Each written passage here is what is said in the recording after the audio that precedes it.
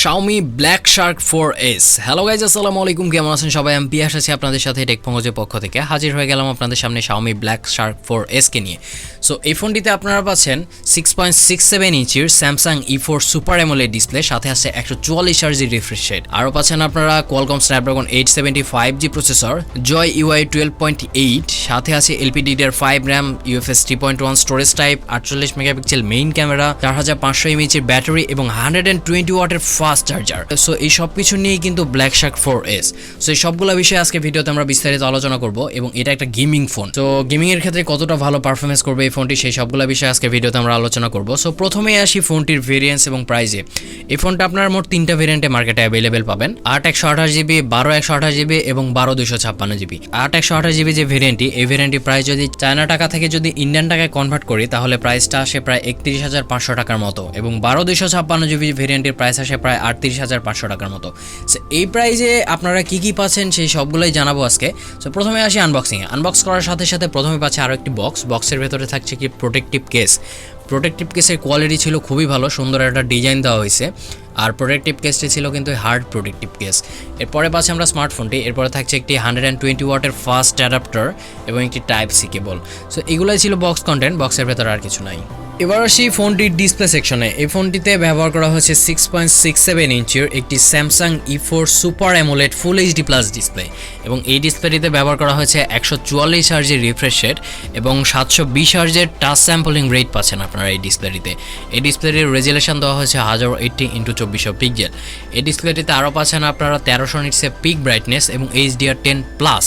So display quality ছিল খুবই ভালো। চিন এবং বেজেলের কথা বলতে গেলে খুবই সামান্য চিন এবং বেজেল ছিল। ওপরের দিকে সেন্টারে একটি 5 হোল ক্যামেরা ব্যবহার করা হয়েছে, যেটির সাইজও খুবই ছোট ছিল। এই 5 হোল ক্যামেরাটার একটা কাহিনী আছে। এই 5 হোল ক্যামেরাটা যখন আপনারা গেম খেলবেন তখন এই 5 হোল ক্যামেরাটার এরিয়াটা হাইড হয়ে যাবে, মানে গেমিংয়ের ক্ষেত্রে এই 5 হোল ক্যামেরাটা আপনাদের কোনো রকম সমস্যা করবে না, সেটা খুবই একটা ভালো দিক। আর চিন এবং বেজেলটা খুবই কম ছিল।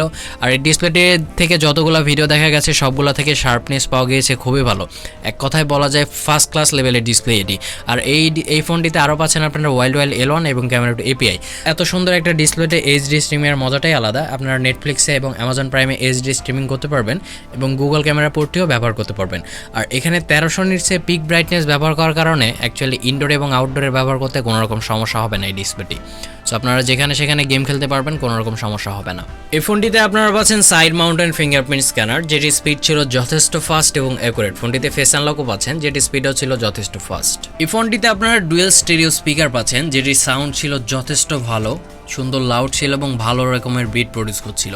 সো গেমিংয়ের ক্ষেত্রে যেটা আপনাদের খুবই দরকার, অ্যাকচুয়ালি ডুয়েল স্টেরিও স্পিকার ছাড়া গেমিংয়ের পারফরমেন্সটা অতটা ভালো হয় না। সো গেমিংয়ের ক্ষেত্রে আপনারা খুবই ভালো লেভেলের পারফরমেন্সই পাবেন এই ডুয়েল স্টেরিও স্পিকার থেকে।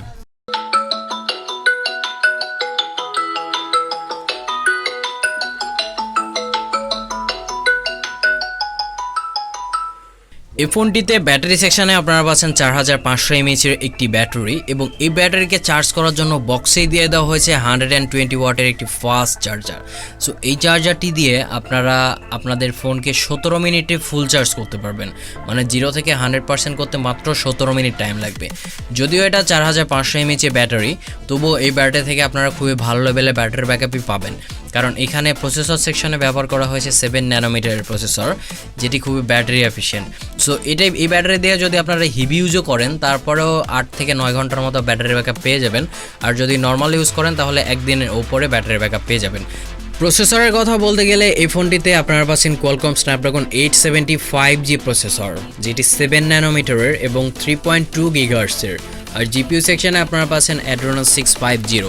সো এই প্রসেসরের পারফরমেন্স ছিল খুবই ভালো, তবে 888 প্রসেসরটা দিলে মনে হয় ভালো হইতো। ব্ল্যাক শার্ক 4S প্রোতে কিন্তু আপনারা 888+ 5G প্রসেসর পাচ্ছেন। সো এই প্রসেসরটা যেটা 875G প্রসেসর, এটার পারফরমেন্সে কিন্তু খুবই ভালো। যতগুলো গেম আছে প্রায় সবগুলো খেলতে পারবেন আপনারা, আলট্রা গ্রাফিক্স এবং আলট্রা ফ্রেম রেটে খেলতে পারবেন, কোনো রকম লাইগিংয়ের দেখা দেখতে পাবেন না। আর হিটিং ইস্যুও তেমন একটা ছিল না। সো এই ফোনটিতে গেমিংয়ের ক্ষেত্রে কিন্তু আপনারা খুবই ভালো লেভেলের একটা পারফরমেন্স পাবেন। আর এই প্রসেসরটি থেকে আমরা অ্যান্ড্রয়েড স্কোর পেয়েছি 7,20,000-এর মতো। সো এক কথায় বলা যায় ফ্ল্যাগশিপ লেভেলের স্কোর পেয়েছি। আর এই ফোনটি গেমিংয়ের ক্ষেত্রে আপনারা যতগুলো গেম আছে সবগুলো এইচডি এবং মানে আলট্রা গ্রাফিক্স এবং আলট্রা ফ্রেম রেটে খেলতে পারবেন। আর গেমিংয়ের ক্ষেত্রে খুবই ভালো লেভেলের একটা পারফরমেন্স পাবেন, কারণ এখানে দুই দিকে দুইটা ট্রিগার দেওয়া হয়েছে, যেটা গেমের ক্ষেত্রে খুবই কাজে দিবে। আর এই ফোনটিতে লিকুইড কুলিং সিস্টেম ব্যবহার করা হয়েছে, যাতে আপনারা মানে অনেকক্ষণ গেম খেলার পরে আপনাদের মানে পারফরমেন্সটা ড্রপ না করে। আর হিটিং ইস্যু তেমন একটা ফেস করবেন না, সর্বোচ্চ গেলে 38 থেকে 44 ডিগ্রির মধ্যে হিটিং ইস্যু থাকছিল। এটা হেভি গেমিং করার পরে টেম্পারেচার আমি বলতেছি।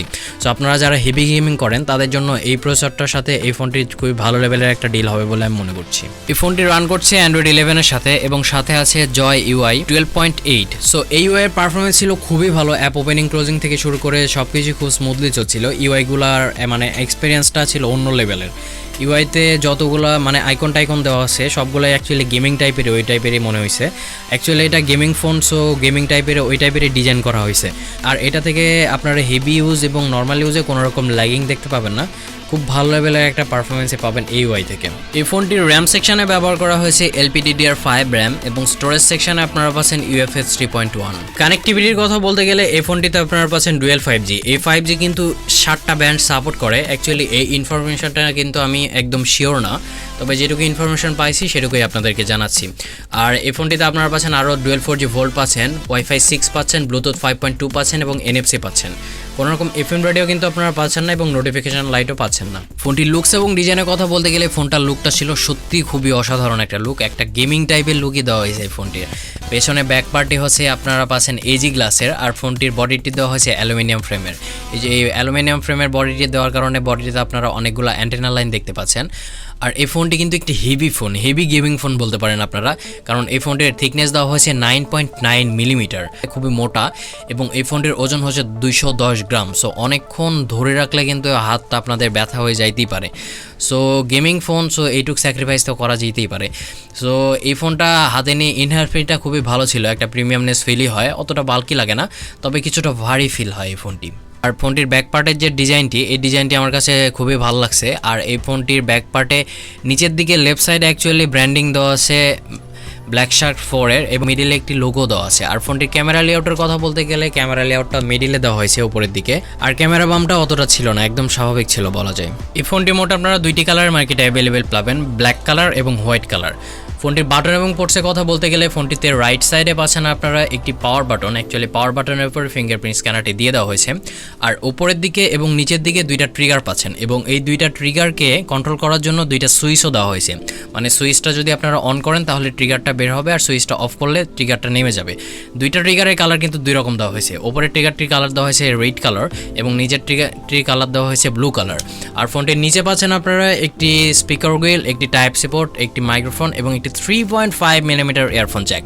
অ্যাকচুয়ালি গেমিং ফোনে 3.5 মিলিমিটার ইয়ারফোন জ্যাকটা থাকা খুবই দরকার। সো এই ফোনটিতে কিন্তু 3.5 মিলিমিটার ইয়ারফোন জ্যাক আপনারা পাচ্ছেন। ফোনটিতে লেফট সাইডে পাচ্ছেন একটি সিম ট্রে এবং একটি volume up and down button. এই সিম ট্রেটি ছিল হচ্ছে ডুয়েল ন্যানো সিম ট্রে, মানে আপনারা দুইটি ন্যানো সিম ব্যবহার করতে পারবেন, কোনো রকম মেমোরি কার্ড কিন্তু ব্যবহার করতে পারবেন না। এবং লেফট সাইডে আরও একটা মাইক্রোফোনও কিন্তু আপনারা পাচ্ছেন। আর ফোনটির ওপরে পাচ্ছেন আরও একটি সেকেন্ডারি নয়েজ ক্যান্সেলেশন মাইক্রোফোন এবং একটি স্পিকার হুইল। আর সো ফোনটিতে মোট আপনারা 3টা মাইক্রোফোন পাচ্ছেন, যেটা গেমিংয়ের ক্ষেত্রে আপনারা খুবই ভালো লেভেলের পারফরমেন্স পাবেন। আর এই ফোনটিতে ডুয়েল স্টেরিও স্পিকারও কিন্তু আপনারা পাচ্ছেন। ক্যামেরা সেকশনের কথা বলতে গেলে এই ফোনটিতে আপনারা রেয়ার সাইডে পাচ্ছেন triple camera setup. Actually gaming ফোনগুলোতে ক্যামেরাতে অতটা ফোকাস করা হয় না, কিন্তু এই ফোনটাতে আপনারা ক্যামেরার ক্ষেত্রেও ভালো ক্যামেরা পাচ্ছেন। মেইন ক্যামেরা হিসেবে ব্যবহার করা হয়েছে 48 মেগাপিক্সেলের একটি ক্যামেরা, যার অ্যাপারচার f1.8। 8 মেগাপিক্সেলের একটি আলট্রা ওয়াইড ক্যামেরা ব্যবহার করা হয়েছে, যার অ্যাপারচার f2.2 এবং 5 মেগাপিক্সেলের একটি ম্যাক্রো সেন্সর পাচ্ছেন, যার অ্যাপারচার f2.4। 2 মেগাপিক্সেল কিন্তু পাচ্ছেন না, 5 মেগাপিক্সেল পাচ্ছেন, যেটা খুবই ভালো একটা দিক। আর এই ফোনটিতে সেলফি ক্যামেরা হিসেবে ব্যবহার করা হয়েছে 20 মেগাপিক্সেলের একটি ক্যামেরা, যার অ্যাপারচার f2.0। সো ফোনটির রিয়ার ক্যামেরা দিয়ে আপনারা 4K-তে 30 এবং 60 fps-এ ভিডিও রেকর্ড করতে পারবেন এবং 1080p-তে 30, 60 এবং 240 fps-এ ভিডিও রেকর্ড করতে পারবেন। এবং ফোনটির সেলফি ক্যামেরা দিয়ে আপনারা 4K রেকর্ডিংয়ের সুবিধা পাচ্ছেন না, এটাতে শুধুমাত্র আপনারা 1080p-তে 30 fps-এ ভিডিও রেকর্ড করতে পারবেন। ফোনটির ক্যামেরা কোয়ালিটির কথা বলতে গেলে রিয়ার সাইডে যে ক্যামেরাটি, এই ক্যামেরার কোয়ালিটি ছিল খুবই ভালো। মেইন ক্যামেরার কোয়ালিটি ভালো ছিল, ডিটেলস সমৃদ্ধ ছবি তুলতে পারবেন আপনারা 48 মেগাপিক্সেল ক্যামেরা দিয়ে। যতগুলো ছবি তোলা গিয়েছে সবগুলো থেকে ডাইনামিক রেঞ্জ পাওয়া গেছে খুবই ভালো এবং ডিটেলসও ছিল খুবই ভালো, কালারও মোটামুটি অ্যাভারেজ টাইপের ন্যাচারাল টাইপের কালারই দিচ্ছিল এই ফোনটির ক্যামেরাটি। আর আলট্রা ওয়াইড ক্যামেরা যেটি 8 মেগাপিক্সেলের, এটি অ্যাকচুয়ালি 8 মেগাপিক্সেলের ক্যামেরা থেকে অতটা ডিটেলস সমৃদ্ধ ছবি আপনারা তুলতে পারবেন না। আর ম্যাক্রো ক্যামেরাটা খুবই ভালো ছিল, 5 মেগাপিক্সেলের ম্যাক্রো ক্যামেরা দেওয়া হয়েছে, যেটা আমার কাছে খুবই ভালো লাগছে। সেলফি ক্যামেরার কোয়ালিটিও খুবই ভালো ছিল। সো কিছু ছবির স্যাম্পল দিচ্ছি আপনাদেরকে, দেখে নিন, এবং কিছু ভিডিওর স্যাম্পলও দিচ্ছি, দেখে নিলেই বুঝতে পারবেন যে এই ফোনটি ক্যামেরাতে কতটা ভালোটা লেভেলের পারফরমেন্স করছিল।